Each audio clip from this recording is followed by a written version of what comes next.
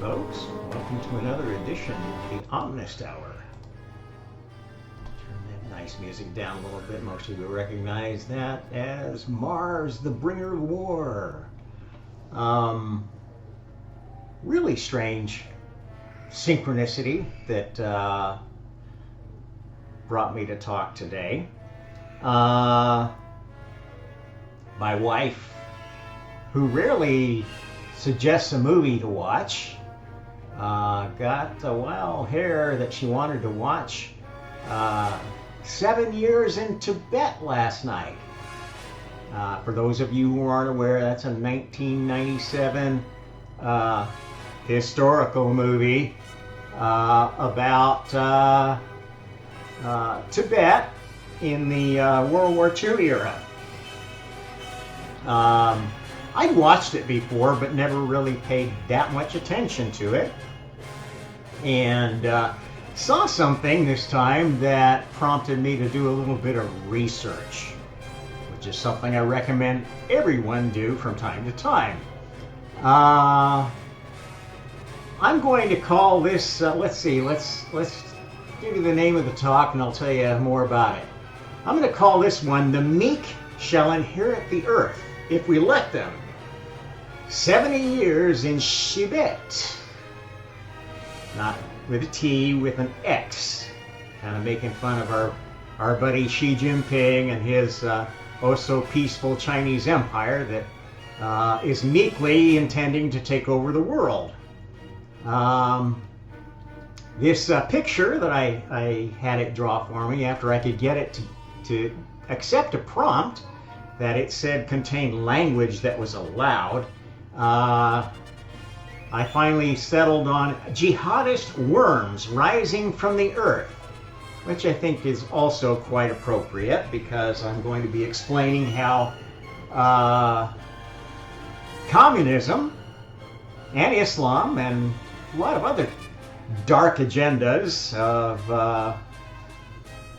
those who pretend to meekness are playing right now. Okay, let's start by taking a look at the IMDb page for this movie. A little bit of review. 7 Years in Tibet. It's a 1997 American biographical war drama film directed by Jean-Jacques Annaud. It is based on Austrian mountaineer and Schutzstaffel Sergeant Heinrich Herr's 1952 memoir of the same name, after his experiences in Tibet between 1944 and 1951. Well, let's start there. So, for those of you who are not aware, Schutzstaffel, the SS, is the stormtrooper section of the Nazis. Okay, so even though he's an Austrian mountaineer, this man is one of the ones that was absolutely behind the Anschluss that got Austria pulled into the Nazi regime, much against the will of most Austrians who wanted their independence, as you may be familiar with if you've ever watched The Sound of Music. Okay, so let's question a few other things before we go on. The Schutzstaffel is also the organization that was kind of like Himmler's pride and joy. It was the hosting organization of the Abwehr, which was the part of the Nazi machine that concentrated on basically discovering esoteric secrets from history and crafting this mythology of the Aryan purity and that sort of the occult basis of the Nazi movement. Now, you may not be aware that this effort didn't start with Hitler. It was a long-standing effort that was based upon a more globalist interest in Eastern philosophical religion and occult practices that was brought to Europe by folks like Madame Blavatsky and what's the other guy's name? Manly P. Hall. A number of occultists that sort of infiltrated European thought starting around the Reformation, and who have been driving basically what I call cult Marxist narratives ever since, destroying to build back better. So you could see the Reformation as the attempt to destroy the Catholic Church to build something better, which we all see how well that went. The whole Islamic movement was an attempt to destroy Christianity to build something better. Christianity was an effort to destroy Judaism and paganism to build something back better. So this is an old theme here. This Abwehr, at the time that this guy went to Tibet, which actually was not between 1944 and 1951, in the movie at least, he was there as the war started, and was actually a prisoner in a British concentration camp and a British prisoner of war camp until he escaped. Now this is what's told in the movie, and the movie was collaborated with by the Dalai Lama himself. Now you wonder why the Dalai Lama would participate in creating lies, in telling an untrue story. Or maybe it is a true story, because the movie is much more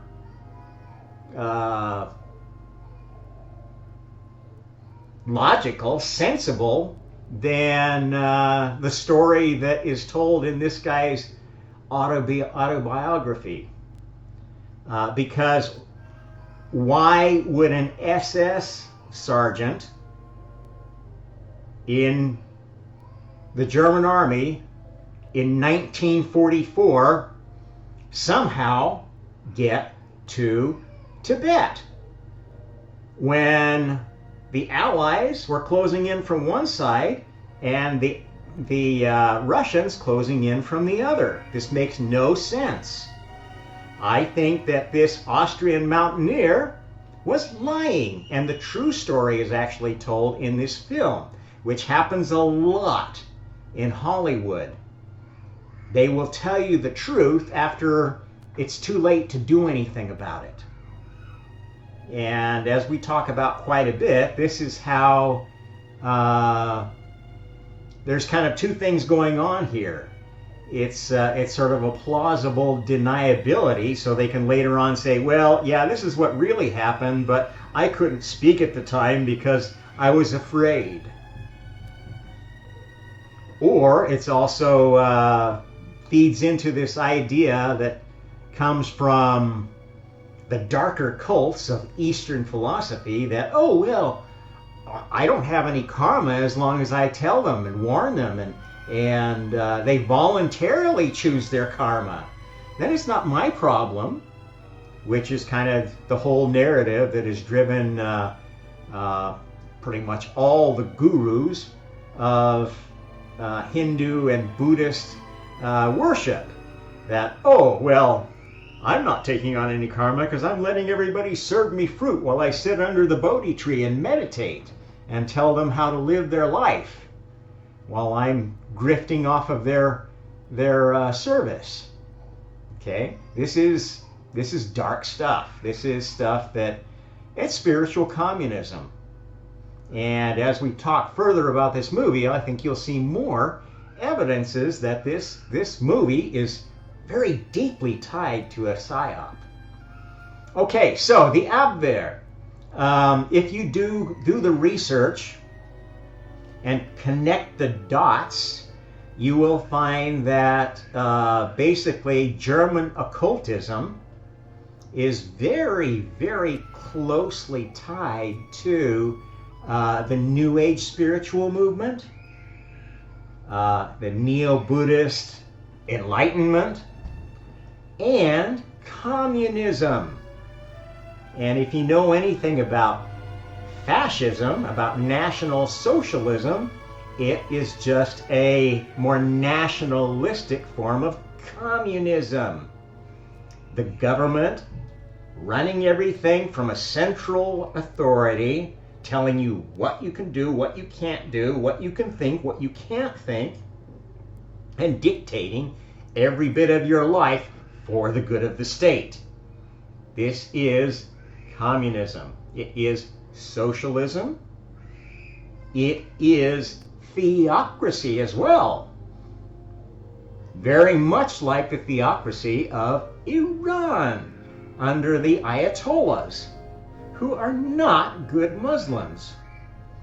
Okay, so my take on this one is that the movie is actually accurate, and the guy went to Tibet. I think in the movie it said 1938 or 39, which would have been roughly in the era where the Nazis were sending a lot of folks out to gather artifacts and to build a sort of spiritual nexus for their movement.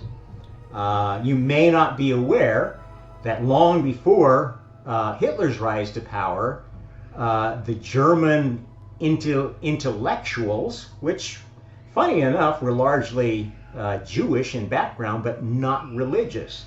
Marx was a Jew, but not religious, anti-religious Jew.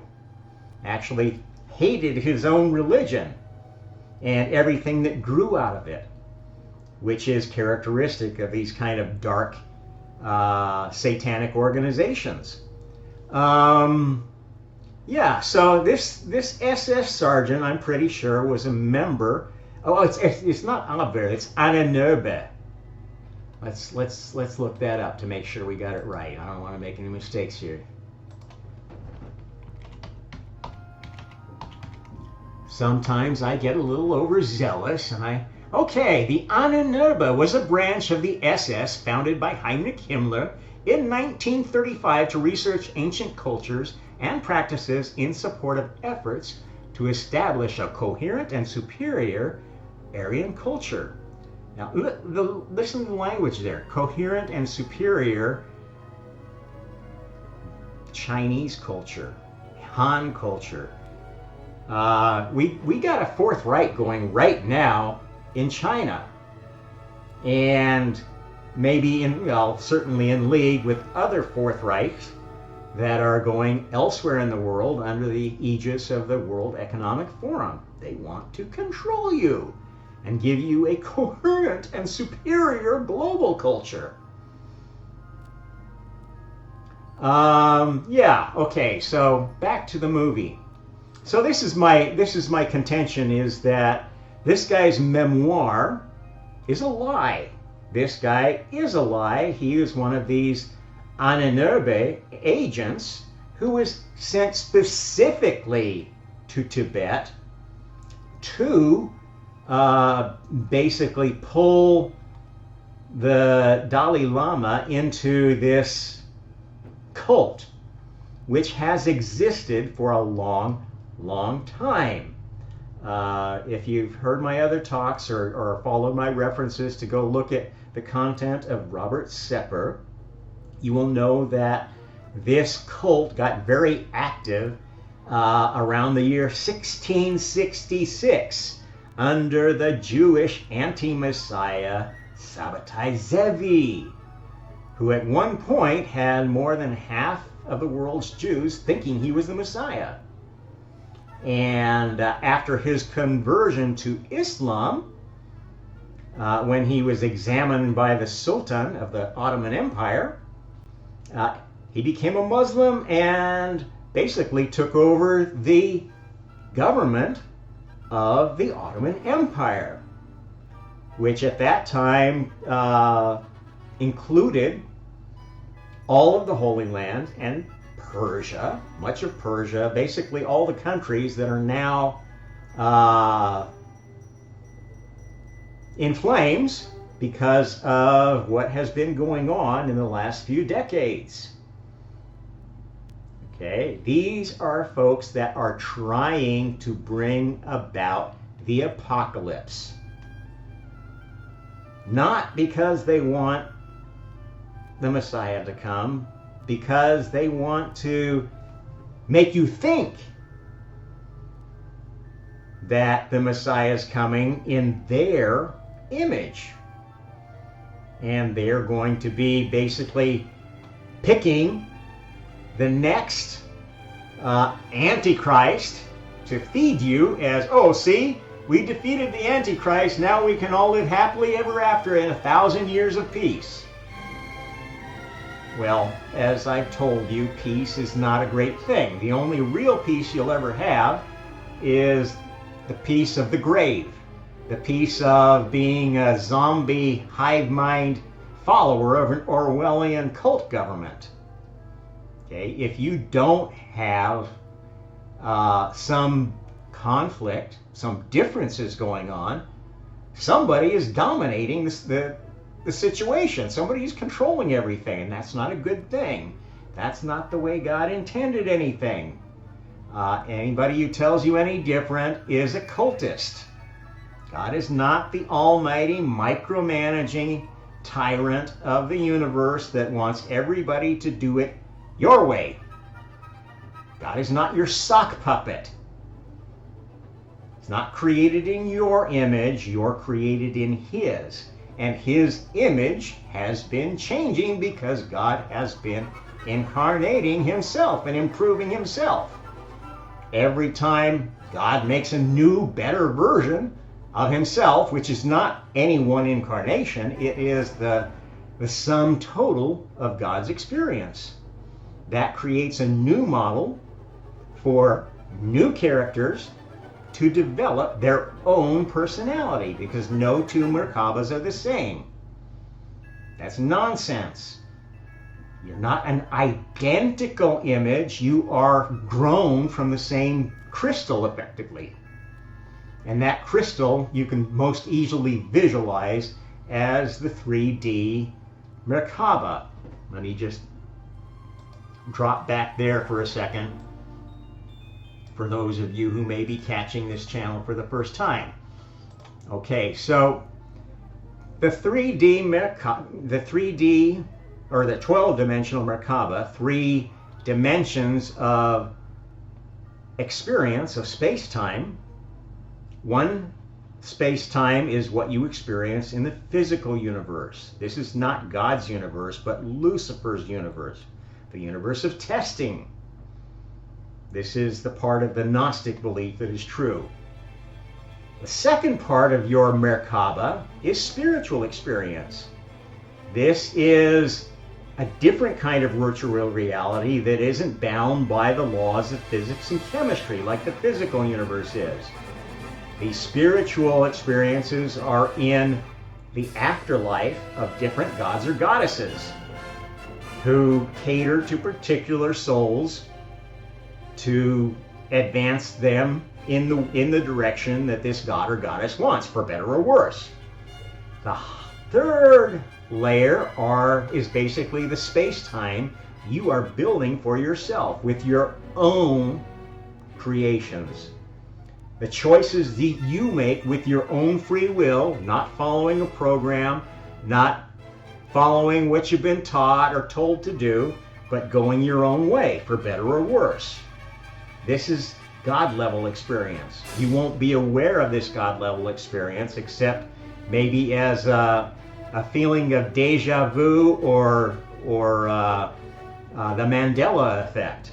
When you've been doing something in your universe that wasn't happening in whatever other universe, spiritual or physical, you thought you were in. Okay, eventually, if you gain enough experience in all of these arenas, you will flesh out your own 12-dimensional string Merkaba. It's not going to be exactly the same as anybody else's.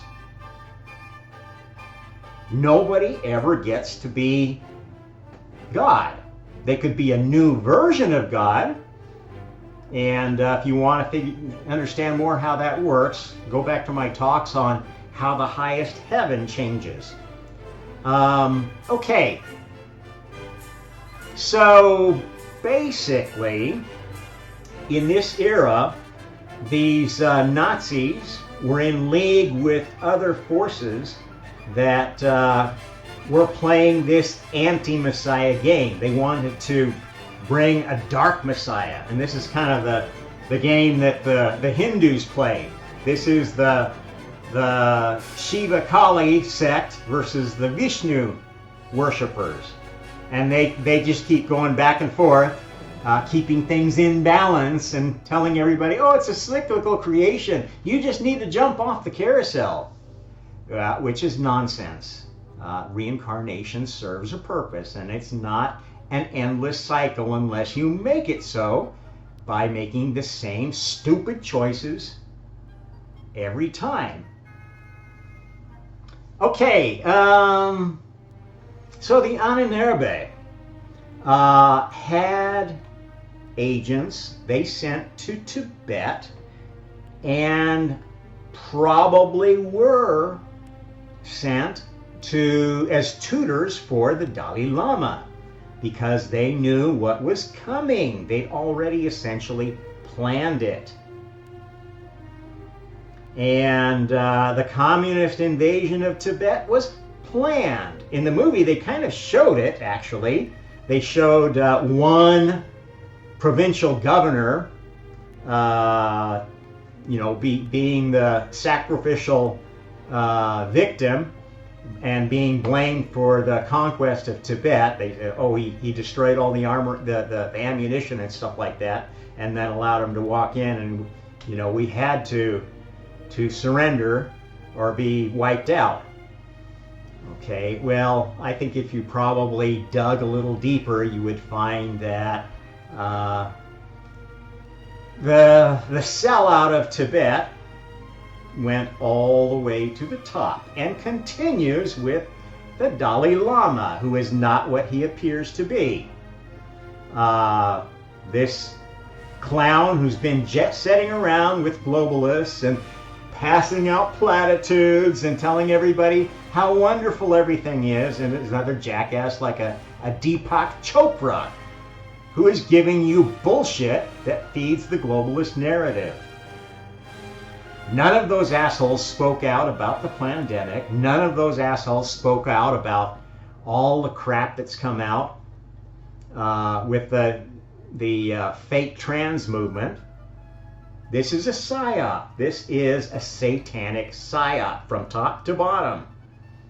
And it was planned and orchestrated carefully for many decades. Let's see, in the film, I picked fellow Austrian Peter Aschneiter. Aschneiter. I wonder what that name means. It was a real person, I guess. Okay, so more than likely they were part of a team. Usually agents were sent out in teams. I would guess that. Let's see if they even mentioned what his military career looked like, or if it's been expunged.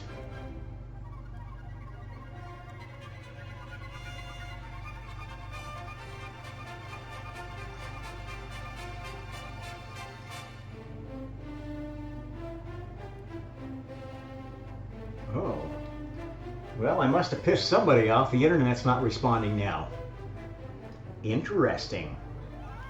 Let's see. Mountaineering in the 1930s in British India. World War in prison. Escaped the prison to cross the border in Tibet. Now, this part of the film actually serves a political agenda too. because they definitely play into sympathy for these Nazis who were captured and interned trying to get into Tibet, which was absolutely the right thing to do, given that many may not be aware of it, but Tibet, because it kind of viewed China as an enemy, and the British as enemies, who had sort of cut into their influence on the Hindu world, the Hindu-Buddhist world. They were allies of the Axis powers and had very close ties with the Chinese communists, which is interestingly shown in that they show the Chinese embassy being shut down, but you notice it is the flag of nationalist China, the flag that became the flag of Taiwan, that comes down. Not the Chinese Communist flag, when in fact that would have been the flag of the attackers that they would be taking down. So this is complete nonsense in the movie that nobody even bothered to mention, because nobody was talking about the Chinese Communist Party's psyop to take over Hollywood, which has been going a long time, actually. It's just a continuation of the same psyop that was going, led by the USSR and led by Marxist forces, the globalist Marxist movement, even before that, all the way back to the 1880s or so. Let's see. Initially leaving order, returned to India. They were welcomed at the holy city of Lhasa and became absorbed in an unfamiliar way of life. Blah, blah, blah. I was introduced to the 14th Dalai Lama, who was still a boy, and becomes one of his tutors. And, of course, this movie character is presented as, oh, wonderful, curious little boy who never does anything wrong, never had a bad thought, who is like your ideal Hollyweird child character, and it sure doesn't look like the life of any real person I ever saw, even the Dalai Lama. So, you know, I think take it with a grain of salt that he was in on this movie. During their time together, Heinrich becomes a close friend of the young spiritual leader until the Battle of Amdo in 1950, which is presented as basically the point at which, oh yeah, we fought one battle and then some traitors sold out, is the way it's presented. And then sometime later, the Dalai Lama escaped and went to the outside to fight for freedom using peace. Well, anybody who knows what happened since then knows that that's complete bullshit. The Dalai Lama has done zero, absolutely zero, to combat the Chinese Communist Party and to protect his people still in Tibet. They have been raped, killed, murdered, converted into good little communists, to the point where now the Buddhist temples that are still operating within the country are so friggin' corrupt that they're way worse than you know, Buddhism was before, which has always been rather a corrupt religion, where the Buddhist powers protected the secular powers, or were the secular powers, and took everything for the good of everybody, lived a high, fancy life, while everybody else suffered. Sound familiar? Spiritual communism. Let's see if there's something else in the plot that I want to cover before I get to the big reveal. Let's see. His wife Ingrid, who has given birth to a son he's not seen, sends him divorce papers. Oh, poor boy. Poor boy got divorced. The way that they play this for Hollyweird heartstring jerking is just diabolical.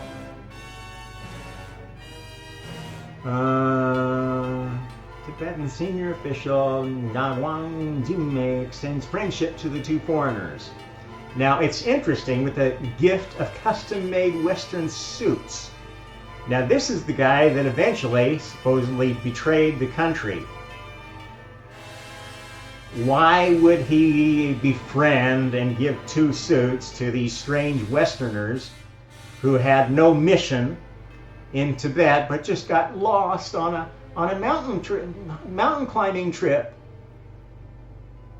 while being members of the SS? Let's see, we pulled this up. Let's see what Peter Auschniter is famous for. Early life, climbing. He learned the Tibetan language, so he had actually been there before. So he was like maybe not a Nazi. Maybe he was just recruited to be expert accompanist to this other guy who was in the SS. So maybe the movie does portray him fairly well, because he seemed like the real hero of the movie, the one that settled down with a nice Tibetan lady and tried not to be involved, although he probably was involved eventually. Let's see what really happened to him. He returned to Austria much later in life and died in Innsbruck. He was buried at Kitzbühler Bergfriedhof. Where have we heard of that before? That sounds suspiciously like the place where great Nazis were buried. On very late life, introverted Auschniter began writing memoirs, but he did not see them published. After his death, the manuscript was first in the possession of mountaineer Paul Bauer. It was edited and published by Tibetan scholar Martin Loyen, who specialized in Tibet, Himalayas, and the history of religion. Cultural anthropologist. That might bear some further research.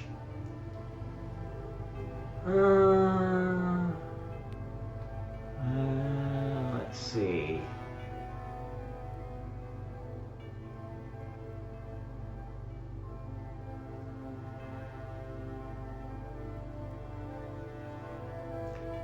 Auschniter wanted to stay in Tibet as long as possible and remained another 10 months.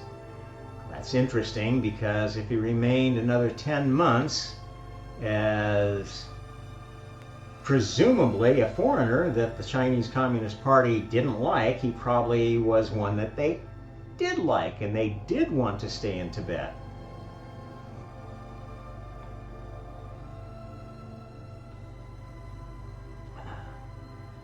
Let's see, I want to see if there's a translation for his last name. Auschniter.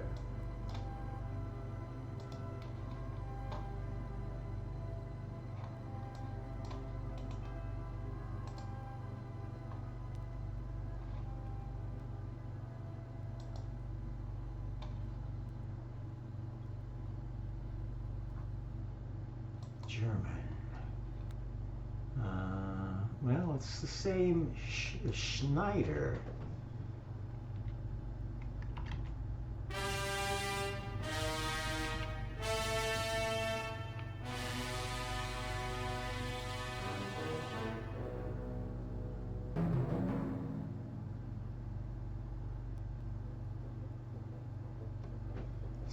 Dictionary. Schneider, hand worker. Yeah, I knew that word meant something. So Ausschneider means to be, if the Schneider is the one who makes things, the Ausschneider is the one who tears things apart. Well, that certainly sounds like part of an adversarial plan to me now, doesn't it?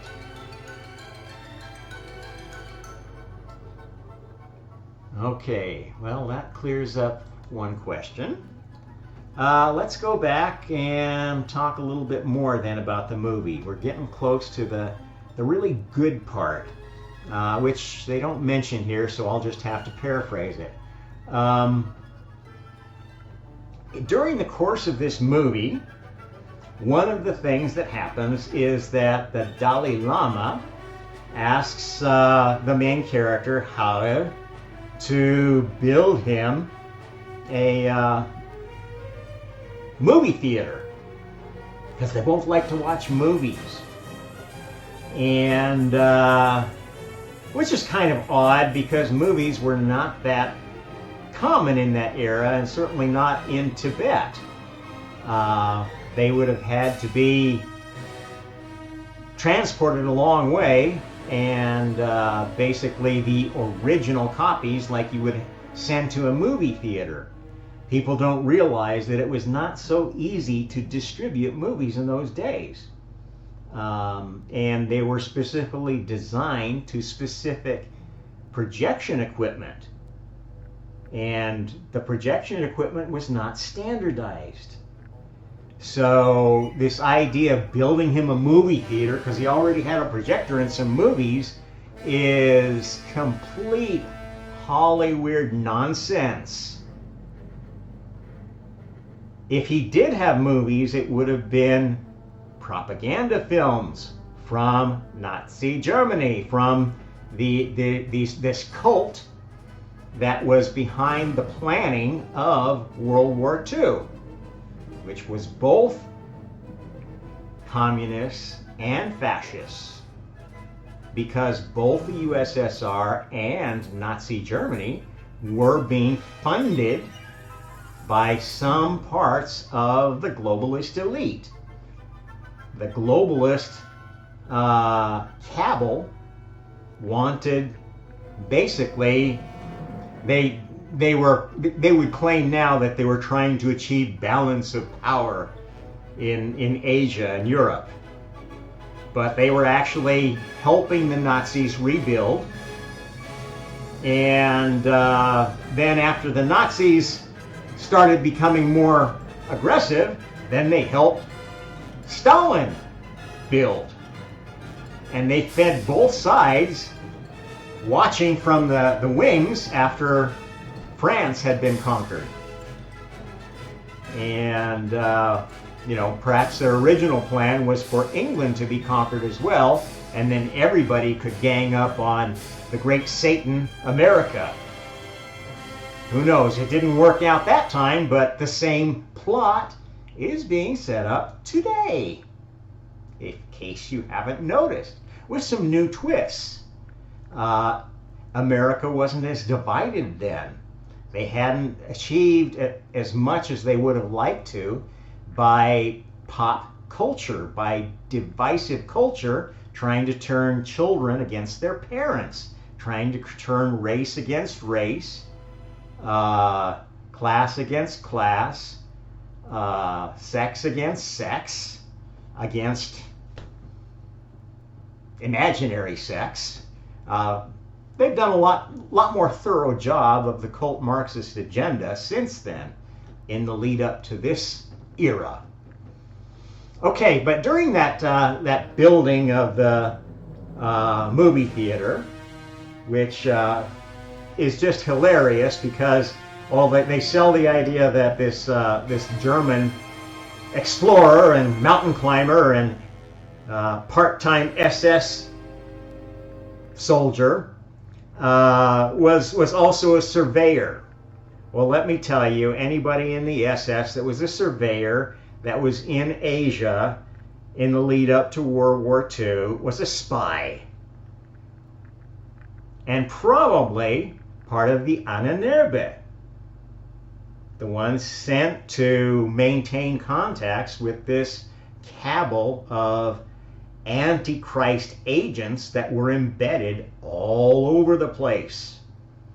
They had agents in the Islamic countries. They had agents in Muslim, in Southeast Asia and China and Africa and the Americas.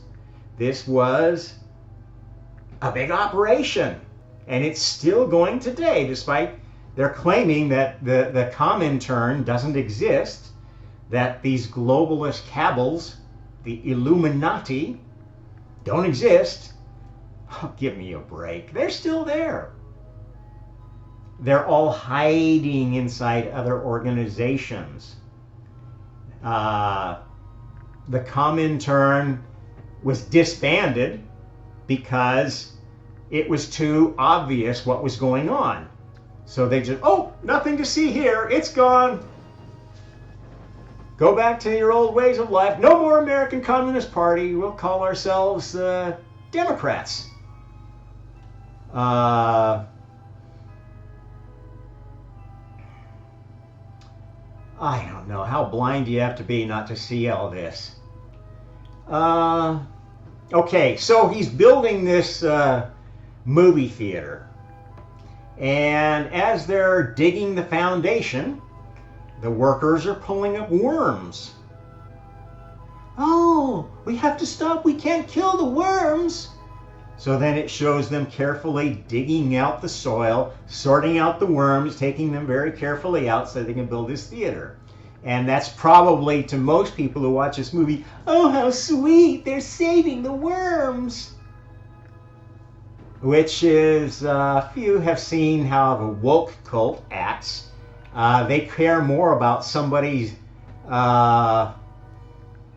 hair being insulted, or fake boobs, or whatever, than they care about their own countrymen having any rights. In fact, they pretend that these, quote, freedoms are real freedoms, and the freedoms that you had to free speech,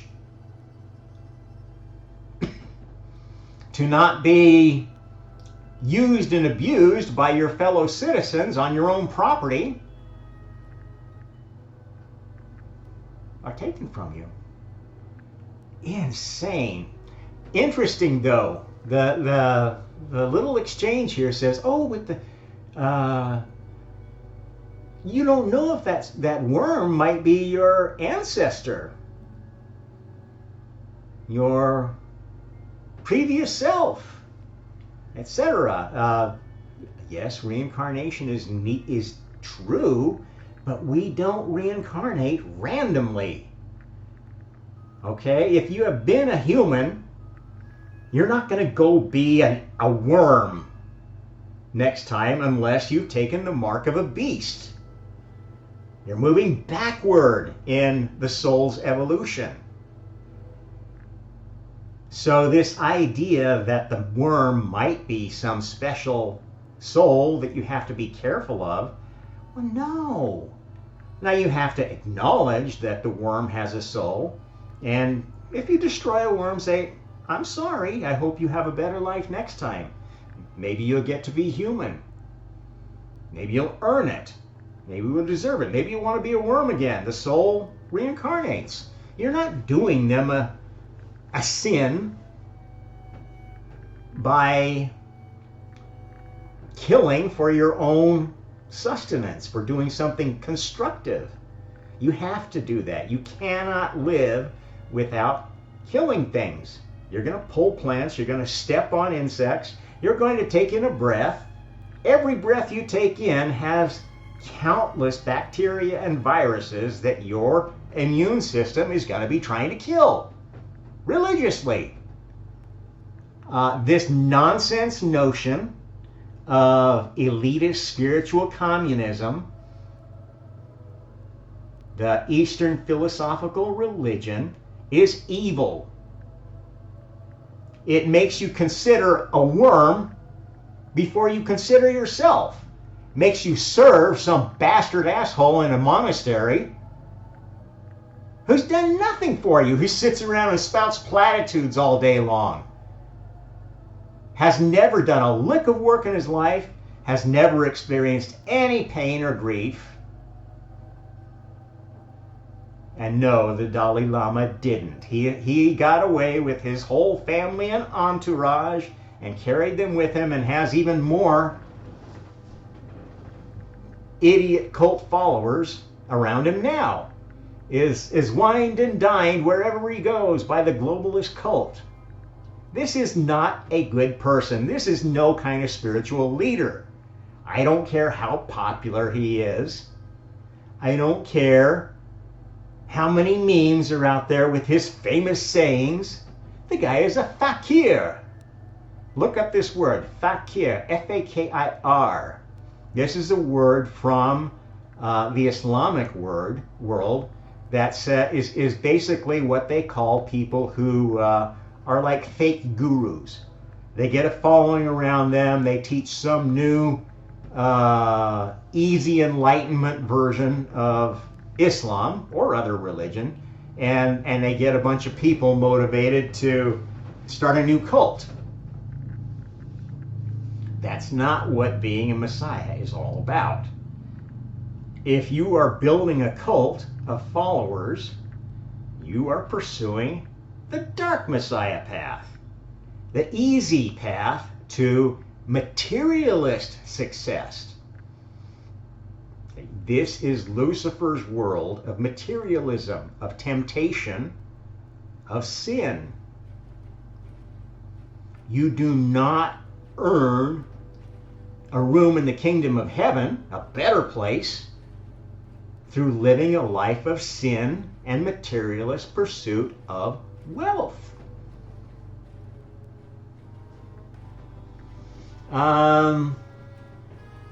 Yeah, so these worms, that's actually where I got the idea for my art there, which I thought it did a pretty good job of. Also, interestingly enough, this ties into another movie that I haven't touched on so much, but I think is worth mentioning, Dune. If you are familiar with the Dune novels, you will know that it is basically, the first one at least, the one that was covered in the first movie. I'm not sure what the new ones look like. It's probably even worse than the first movie. But basically glorifying the Islamic idea of a jihading Messiah. And I'm not sure what they're selling in the new one, but I think it's probably equally dystopian if it comes out of Hollyweird. But you know, this is really important, because what people don't realize is any soul can become possessed. It's much easier for a demon to possess a thing like a worm, a thing like a, well, here we need to go here next. So when I decided to change Tibet to Xibet as kind of a funniness, which actually it is pretty funny, because Xi means north, and Bet, if you know the origin of Bet, this is where Bethlehem comes from, and Beth of Elizabeth, Bethany. There's all sorts of connections of Beth to goddesses. Maybe not so good goddesses, maybe goddesses of power and tyranny. Moving on though, I started thinking, well, what? First I thought, well, let's look and see if there's any matches for, oh, I got blocked from something there. Oh, okay. Interesting. I tried to open one link about Xibet, and I got blocked. Let's show you what Xibet is. Turns out it's a new drug. Let's see if we can. Xibet 16 appears to have come out in 2022. It's an anti-vertigo medicine used in the treatment of Meniere's disease, which is an inner ear disorder. Interesting. I've had an inner ear disorder all my life. That's ringing that happens. I wonder if it's for ringing in the ears and what it's going to ring out of your ears. when it goes to work. Let's see if this one will allow me to open it. Meanwhile, let's look at Xibet. What is Xibet? In British English, it's a large civet, which if you don't know is a kind of a cat. Vipera xibeta of South and Southeast Asia, having tawny fur marked with black spots and stripes. It's of the same. The word origin comes from, oh gosh, did they already take that away? Okay. A domestic albino variety of the polecat, Mustela putoris, bred for hunting rats, rabbits, etc. Parrot, linsang, or raccoon. Xibet is actually a name for raccoon. It is the local variation of this creature that's shown here. And it's funny that they don't. When I first pulled this up, it said something about raccoons, and now I only see it elsewhere. This is really weird stuff you'll get into. Now the raccoon is an interesting animal. It is omnivorous and basically will scavenge and eat anything. If you know anything about raccoons, let's see if they say anything here. Oh, genus Procyon. Wow, interesting. Procyon is a constellation, I think, or a galaxy. Let's see which it is.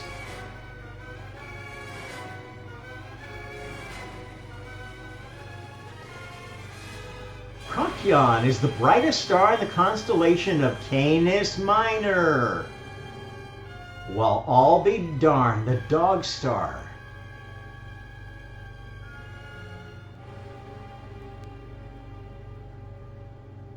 That's where raccoons came from. That's where the Xibets, the Xibets, come exhibit. All sorts of fun things you can do with that, huh?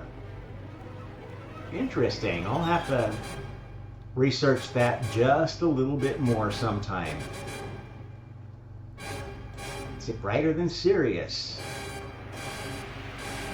Procyon is marginally brighter than orange-red Betelgeuse. Oh, there's all sorts of really interesting stars around there. Winter Triangle is Sirius, Procyon, and Betelgeuse. Interesting. Anyway, that's Xibet. Let's see if we can get anywhere with Xibet. Nope, it's not going to let me open any of the links to this new magic drug for the ears.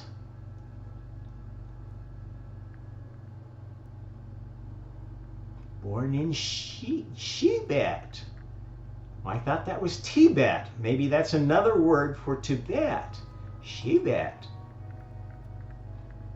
Maybe that's why the Chinese thought they should own it, because that's the Chinese name for it. And she won a bet. You see how this connection game works? Well, it seems I'm not going to be able to pull up anything more from the internet. But I think you've gotten the general idea of today's talk. There's some nasty demons hiding out on this planet. And they're hiding, this is the sick thing. Imagine if stealthy demons were hanging out in insects, in ants, in worms, in raccoons, and causing mischief, us totally unaware of it. There are worms that live in people's bodies, tapeworms, that can stick with you for years, consuming from within. The worm that eats itself, the Ouroboros, very important spiritual meme. The worm the serpent, the dragon, this is a progression. What if the real draconians were the worms? And they made the big draconians serve them. The dinosaurs. They bred them, and then they lived inside them, eating them from the inside out.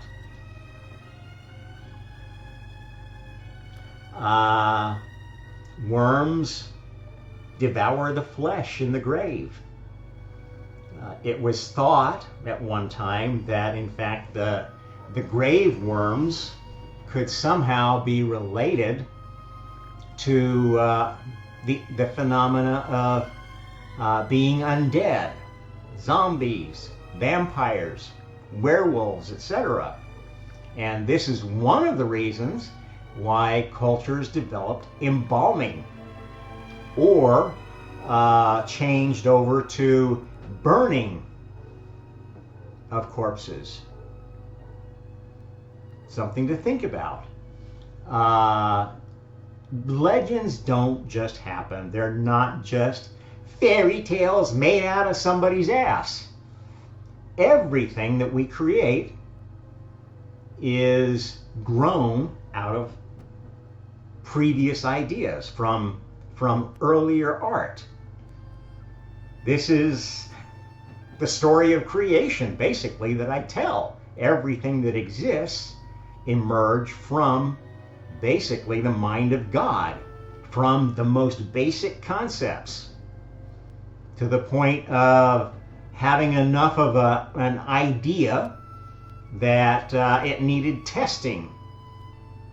And the physical universe, the first spiritual universe, the Big Bang version of creation, was a test of ideas that couldn't be developed any further until you got over one fundamental question of what's better, law and order or chaos? A government that's very firm and orderly, or a government that's whatever the ruler of the day decides it is. And that's a battle we're still fighting, right? This is the essence of the battle of creation. It has an adversary because the answer still has not been given. Until now. I think I've supplied throughout my content a pretty solid answer that I would defy anyone to challenge. It all fits together as far as I'm concerned. And I haven't been wrong in one of my predictions yet. And I predict that this year is going to be displaying a lot of predictive programming, a lot of wishful prophecy coming true, because somebody profits from that prophecy. The wars that are happening, the financial systems collapse and replacement with command and control digital currencies, the movement of people into, well, basically, I call this, the whole thing is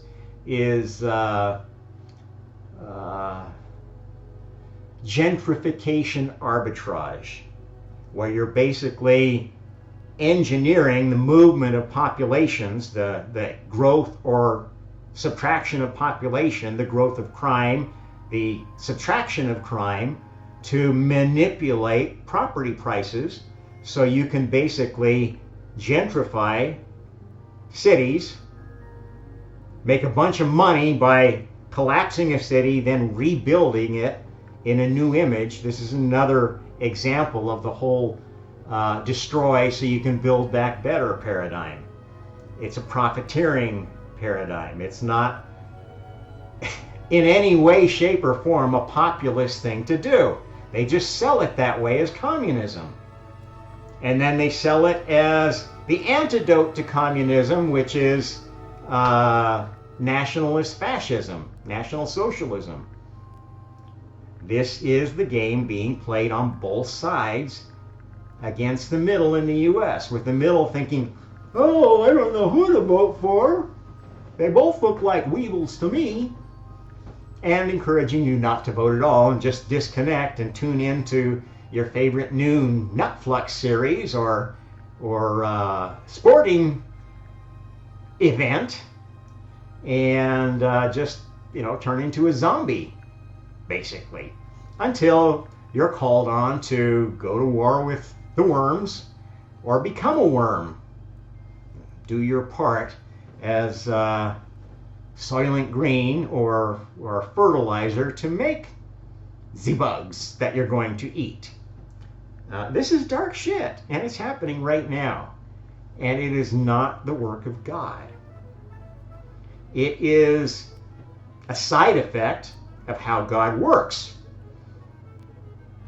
They're not really that mysterious ways.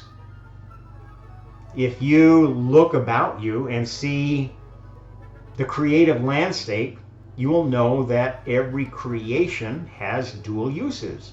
It has side effects. It has things that don't work as well as you would like.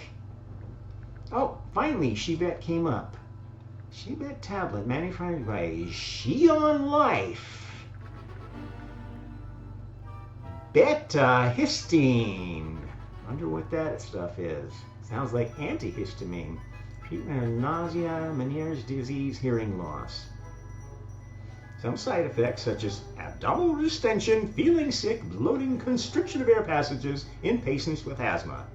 The salts, beta-histine, are involved in the preparation of Xibet tablet. Well, on the surface it doesn't sound that bad, but one wonders why they called it Xibet. Who invented this thing? Those are just specialists advertising on this page. Anyway, I'll give them credit for at least coming up in Indonesia. Can't be all bad if you can finally get it to load.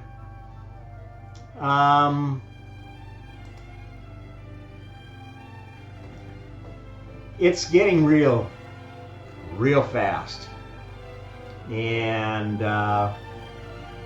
all I can do is keep reminding you that it's not about this world. It's about creating better worlds for your afterlife. As I've been telling you, every soul that exists was created in the highest heaven as a non-player character, and then sent on missions of testing in Lucifer's universe as a non-player character, maybe a different species. You can learn and grow and play the game and go back to the highest heaven as a better kind of character. The non-player characters in the highest heaven are blades of grass, lumps of dirt, chips of paint. But some of those non-player characters got assigned roles that were pretty important. And when they die, they're going to get a chance to visit the highest heaven as one of the gods now, one of the ones that has achieved a Messiah mission and built a Merkaba that is worthy of preserving.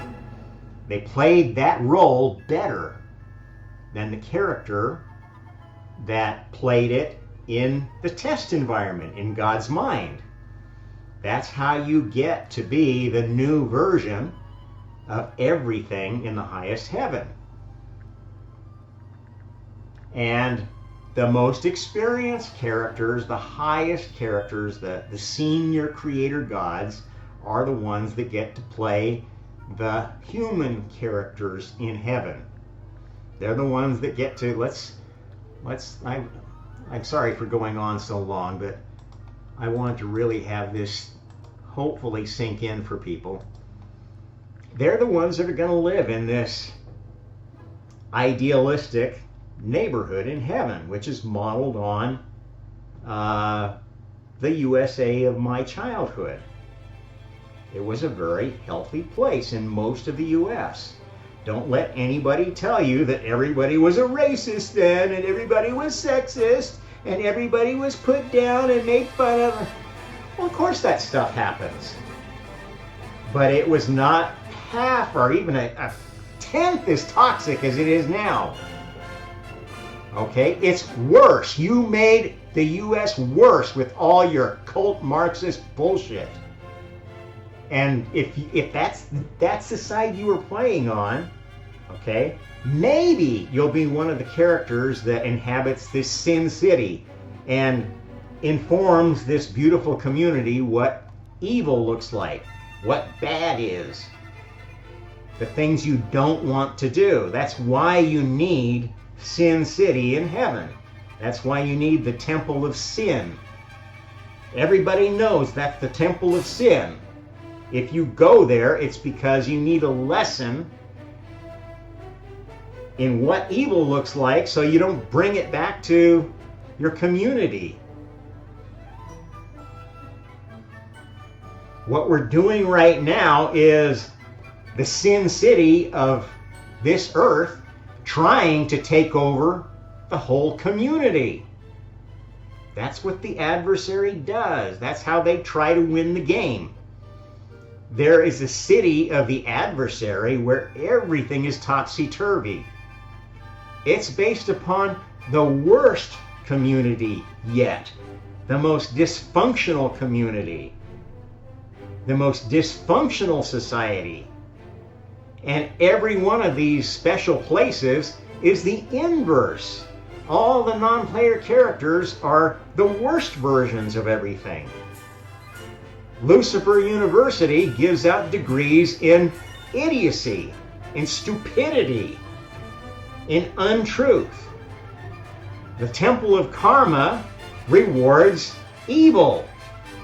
And the Assembly of the Gods is a joke, where, you know, they talk and exchange blah, blah, blah all day long, and then the evil one, the adversary, makes all the decisions. Well, thank you so much for all your great input, and we're going to do this. That's what the city of sin looks like. This is not the city of sin. This has a little section that is the Sin City.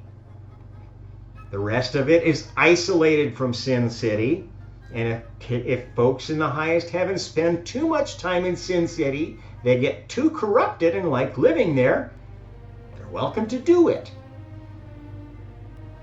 And they won't be able to bring it back. They will stay in Sin City, and they will be living in a Lilithian universe, in a universe of sin, reincarnating, playing for the sin characters. That's why you need adversaries, because you don't know what good is until you've seen bad,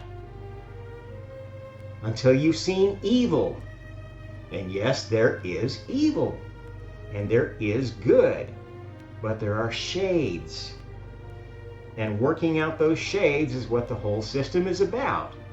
And nobody is ever going to agree on the shading, and that's why there's one highest heaven, and then there's many other heavens and hells that are more or less structured the same way, that have a slightly different definition of good and evil, or a hugely different definition of good and evil.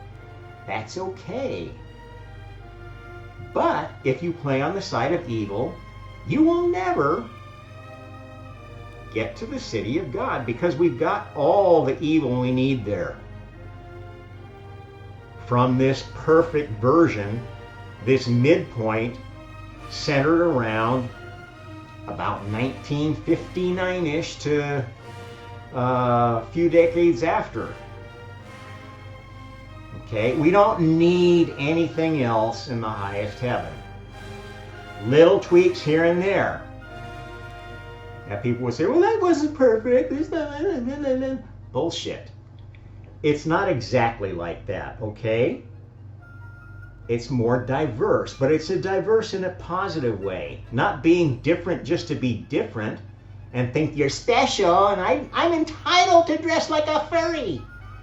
In the highest heaven, okay, you want to dress like a furry, you're not going to be able to complain to anybody for calling you a furry or calling you by the wrong pronouns. They can call you whatever they damn well please. And if you don't like it, don't dress like that. Do it in private. Form a little club and get together once a week. I don't care.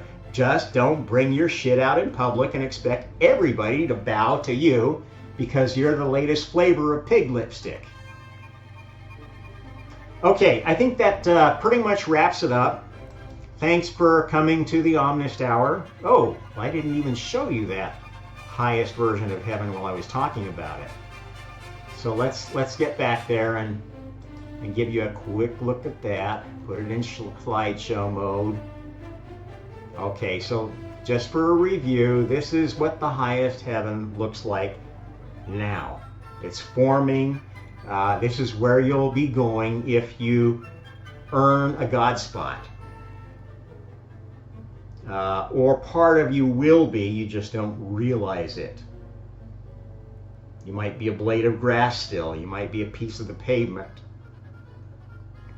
And as I was saying, the city of sin, the sin universe is the opposite of this. The anti-universe is kind of completely backwards. In the universe of sin, this is the center.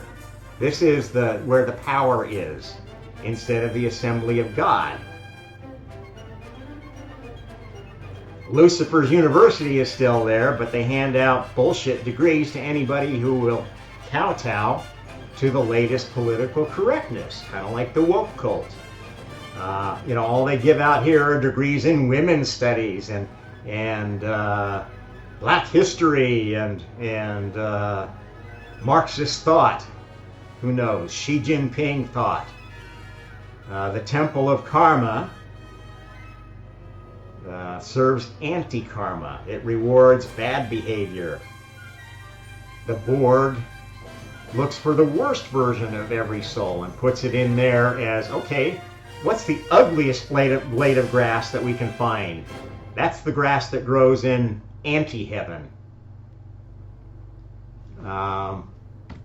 So anyway, don't go there.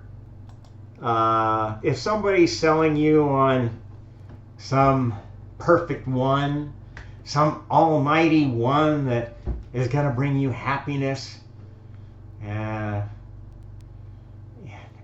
owning nothing,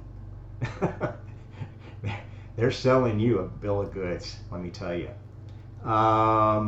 Like, share, subscribe, tune in again to the Omnist Hour. Till next time, happy karma.